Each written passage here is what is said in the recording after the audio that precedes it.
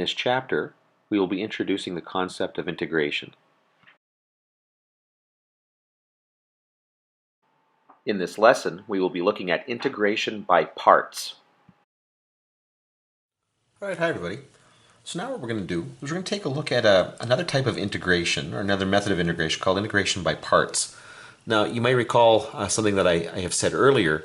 It is possible to take the derivative of like almost anything. It's very easy to take the derivative, but it is significantly more difficult to take an integral. And so you're going to find that there's all sorts of techniques that we come up with to help us find the integral of certain functions. And here's just another way of doing it. Now, before we get into this, I just want you to recall here, let's say that we've got a function that is the product of two functions right here. So f of x multiplied by g of x. If we take the derivative of that with respect to x, okay, remember this is our little differential operator here. Remember how that works, okay?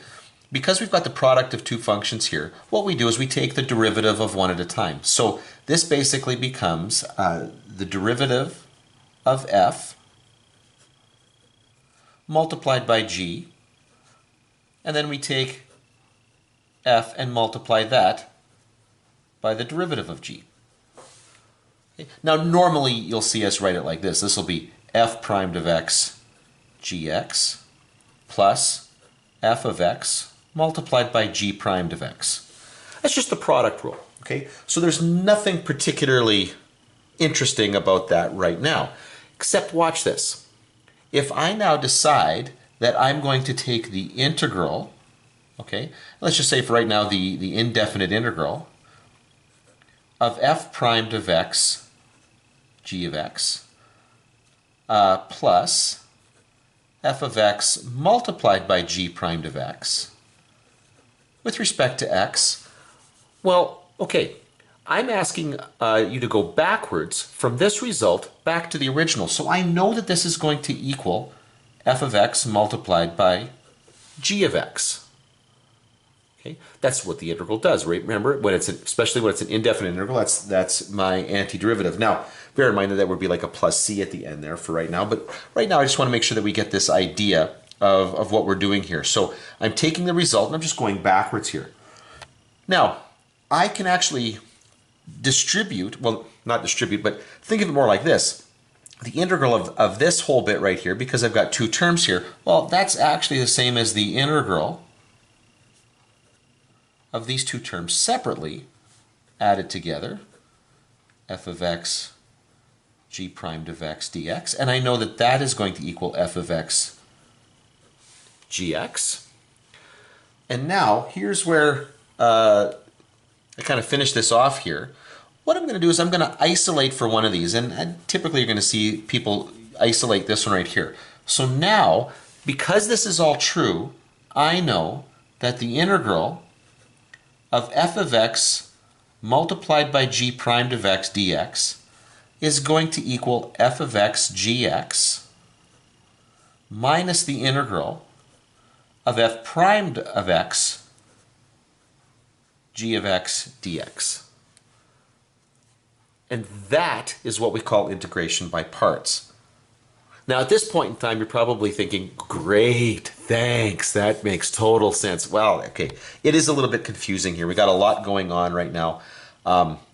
What you're normally going to see them do in textbooks and whatnot is they're going to let u be f of x and they're going to let v be g of x. Okay? This is normally how they kind of clean this up a little bit. I'll show you in just a second here. We got to do one more thing here. So remember that if I take the derivative, okay, du by dx, that's just going to equal f primed of x. Okay, just like over here, dv by dx is going to equal g primed of x. And if I just isolate, okay, I know that du would equal f primed of x dx, and dv would equal g primed of x dx. Now, all that to say, okay, I'm going to make a substitution. I'm going to change to these two variables here. This little bit right here, when I rewrite that, could be rewritten like this. okay, the integral of u dv is equal to uv minus the integral of v du. And that is what we call integration by parts. So that is a little bit cleaner than the expression I used a couple minutes ago. Probably still doesn't make a whole lot of sense right now. Let me go through and do a couple of examples to try to illustrate what this is doing. Okay, so for the first example we're going to look at here, we're going to look at the integral of x multiplied by e to the x dx. And this is actually kind of a traditional way to open this. Almost every time you look in a textbook, you'll see this one used as an example to start off with here. So what we need to do is we need to compare this integral here to the example or to the structure of my my integration by parts statement here. So what I'm going to do to start off with here is I'm going to let u be e to the x, okay, and I'm going to let my dv equal x dx, the two pieces there, okay? Now I'll show you how this works here. So what I need to do for this is I need to create that du. So I'm going to take the derivative here, so that's going to be du by dx, and because this is an exponential, I'm going to get e to the x, and so that I know that du is going to equal e to the x dx, okay? Additionally, I've got this dv equals x dx here. Well, I need the v to pop out of that, okay? You can kind of see the v there in both parts. So I'm going to take the antiderivative of both sides here. That's going to get me v. And the antiderivative of x dx is going to be 1/2 x squared. Okay, so those are the pieces that I get here. Now, that means that my result here is going to be u times v, so it's going to be, well, I'll put it in an order that looks great, good here, 1/2 x squared e to the x minus the integral of v, so 1/2 x squared e to the x dx. That's my, whoops, I wanted to put a du there. Okay, gotta just clean that up just a little bit there. E to the x dx. And now I should be able to easily solve this integral at the end here, but I can't. In fact, if anything, this has gotten just a little bit more complicated. Now, I did that on purpose, okay? I chose my u and my dv here because I knew when I did this that I was going to end up with this piece that's a little bit more complicated than it was at the beginning. And that is a danger here, okay? If you run into something like that where you're looking at that integral here and you're thinking, wow, that actually did not help. Okay, let's do this a little bit differently. Let's start again. Okay, so again, we are going to find the integral of x e to the x dx. Okay, but this time around, what I'm going to do is I'm going to let u equal x. Okay, and I'm going to let dv, okay, equal e to the x dx. So those are my two pieces there, okay, from the original integral in that integration by parts. Now, to get my du out of that, I'm going to take the derivative, so du by dx is going to equal 1, and so I know du is equal to dx. And then if I take the antiderivative of both sides here, okay, I'm just going to get v popping out of that. And the antiderivative of e to the x is just going to be e to the x. Okay, now, when I do the substitution back up into here, it's going to be uv, so it's going to be x e to the x minus the integral, okay, of e to the x. And then remember, my du is just dx. And actually, well, that piece right there, that is a lot simpler, okay? A whole lot simpler than the integral that I was looking at just a couple seconds ago here. In fact, I know what the answer to that is right now. It's going to be just e to the x, which means my antiderivative here, okay, or the integral of x e to the x dx is going to be x e to the x, okay, x e to the x minus, well, what's the antiderivative of e to the x? Well, it's just e to the x. And then, because this is an indefinite integral, plus c at the very end there. Okay? And so there's my integral. Now, one of the things that we might do at this point here is just offer a quick check just to show you how that works here. If I take the derivative of this, that should take me right back to my original statement here. So I'm just going to do just a really quick little check here. Okay, so I'm going to let y equal x e to the x minus e to the x plus c. And I'm just going to take the derivative here just to show you how that works here. Now, notice that to take the derivative of x e to the x, I'm going to require the product rule. So the derivative of x is 1 multiplied by e to the x plus x multiplied by the derivative of e to the x, which will just be e to the x, minus the derivative of e to the x is just going to be e to the x, and then the derivative of c is going to be 0. And notice that the e to the x terms cancel, and so I am left with x e to the x. So I did in fact regain the original expression or the original integrand here from my question. So it works. And notice that I needed the product rule to make it work. Okay, let's take a look at another one. So I've got the integral of x squared multiplied by the natural log of x dx with respect to x here. Well, okay, in this particular case here, the choice actually is pretty straightforward. I kind of need to let u equal the natural log of x. And I need to let dv be x squared dx. Now the reason why that decision is basically made for me here is because if I let natural log of x be dv, well, I don't really know what the antiderivative of that is. So that would be kind of a dead end. But here, at least I can take a step forward here. Because I know that du by dx is going to be 1 over x. And so du is going to equal 1 over x dx. And then here, I can take the antiderivative of both sides here. That's going to get me v is equal to 1/3 x squared. Okay? So there's my u, there's my v. So this integral here is going to equal the natural log of x multiplied by 1/3 x, oh, sorry, that should have been x cubed down there. X cubed minus the integral of v du. So it's going to be 1/3 x cubed multiplied by 1 over x dx. Oops, and that's gone off the screen there. Okay, well this can actually be simplified down a little bit. So my integral here is going to end up being, I'm going to write that in an order that I like. I'm going to make that 1/3 x cubed natural log of x minus, I'm going to take the 1/3 out here. This will be the integral of x squared. Now, that is simpler, because I know what the integral of x squared is. Okay, and so my answer here is going to be 1/3 x cubed multiplied by the natural log of x minus, well, I'm going to increase the exponent by 1 to 3, and then divide, and because there's a 1/3 out there already, this is going to become 1/9 x cubed, and then don't forget about that plus c, that constant of integration here.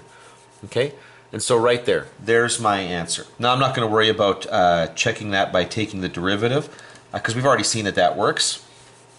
Anyway, there you go. And again, in this case here, what made this one a little bit more straightforward is because I really couldn't have chosen that to go the other way. Okay, so now we're being asked to evaluate the integral from 1 to e of the natural log of x dx. So now I'm actually going to give you what that what the antiderivative of the natural log of x is going to be, and so we'll be able to use this in the future, maybe. So in this case here, also notice that this is a definite integral, okay, which just adds another little level to this. That's okay.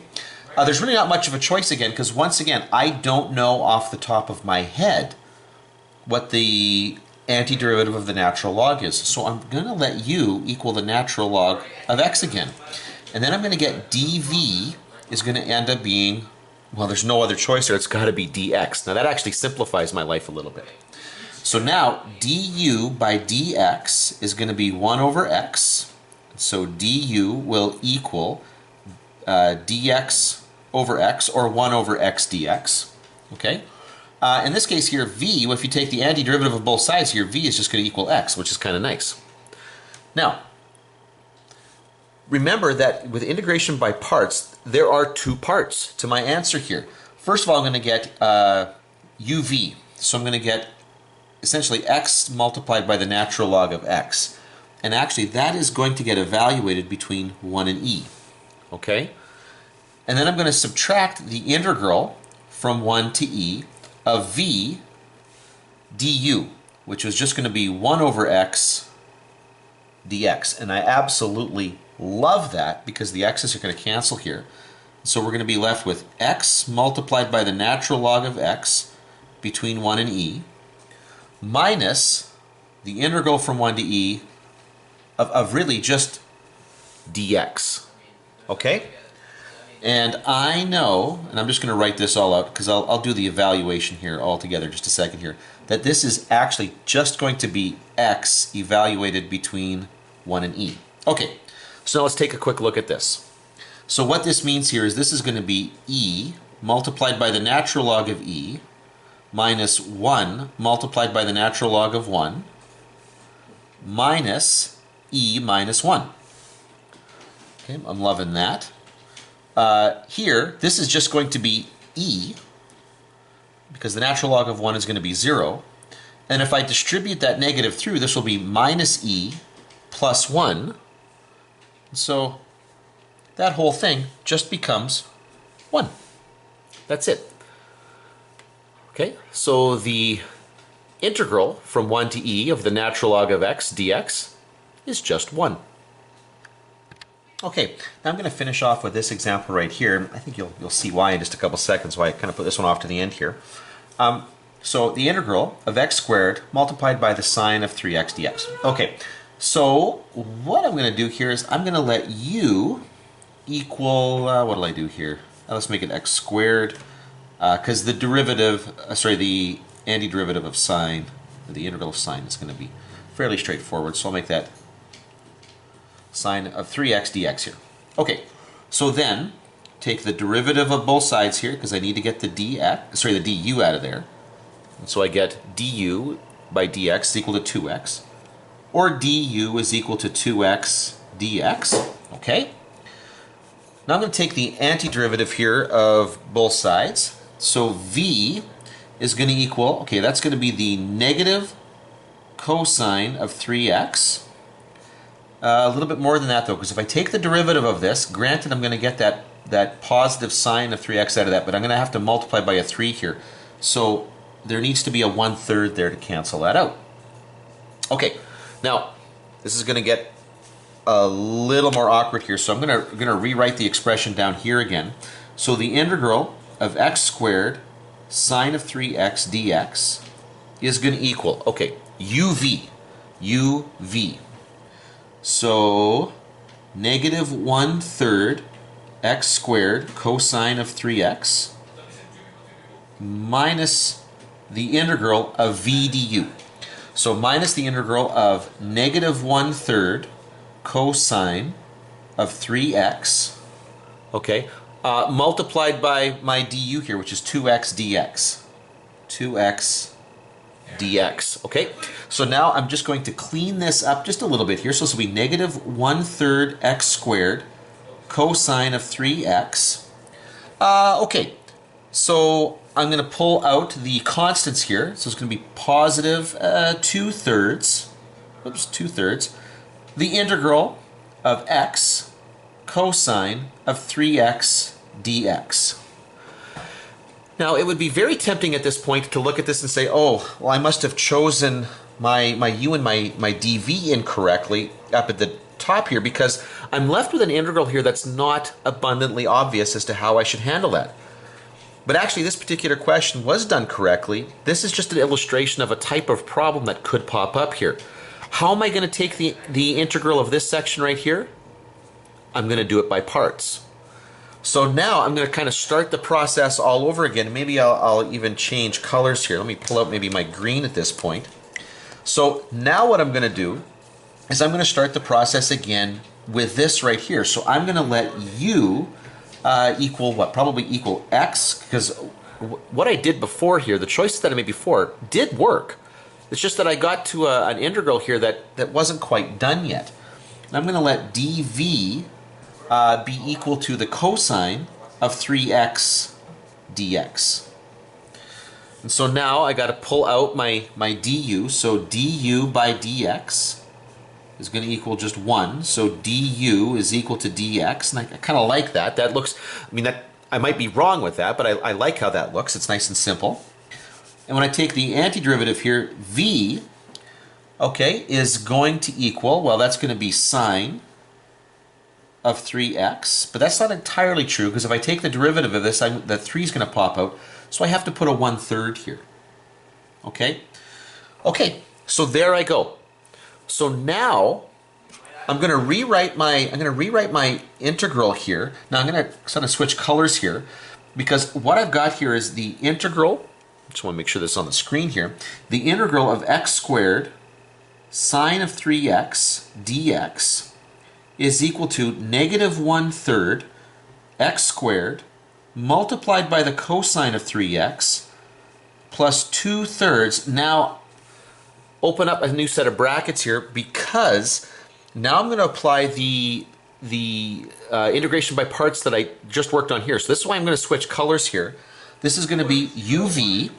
So this is going to be 1/3 x sine of 3x minus the integral of v 1/3 sine of 3x and then du. So there's going to be my dx popping up there.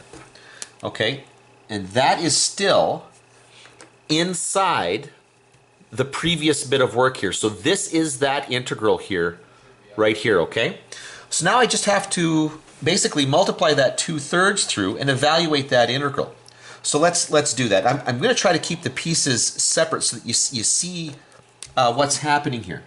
So this will be negative 1/3 x squared cosine of 3x plus 2/3 here. So that 2/3 will get multiplied by through, and I'll deal with that in just a moment here. First of all, what I want to do here is just get the integral here evaluated. So I will distribute that 2/3 through in a bit here. Okay. Anyway, minus, whoops, sorry, that's my green, minus, there's my 2/3 multiplied by the integral of 1/3 sine of 3x dx. And I'm doing that on purpose here because I really want you to see, okay, the way these two layers interact here. Now this is pretty easy to work with, but let's focus on this little part right now. Okay, so what is the integral of the sine of x? Well, that is going to be the negative cosine of x. Okay, so let's put the negative up front here. Cosine of 3x. But I'm going to have to multiply by a 3 to take the derivative of that, which means when I do the antiderivative, I've got to divide by 3. Well, there's already a 1/3 there, so this becomes a 1/9. Okay, so now, what happened to the rest of it? Well, here we go. So this is still negative 1/3 x squared cosine of 3x plus 2/3 multiplied by, and here this is that part that came from my second level of doing this by parts.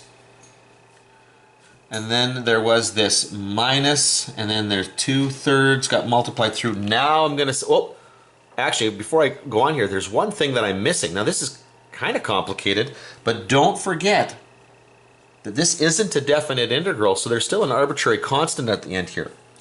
Anyway, so now I'm not going to worry about my green anymore. Just going to put this all together. So now this is negative 1/3 x squared cosine of 3x plus 2/9 x sine of 3x plus 2/27 cosine of 3x plus c at the very end. Yikes. Anyway, it's beautiful though, hey?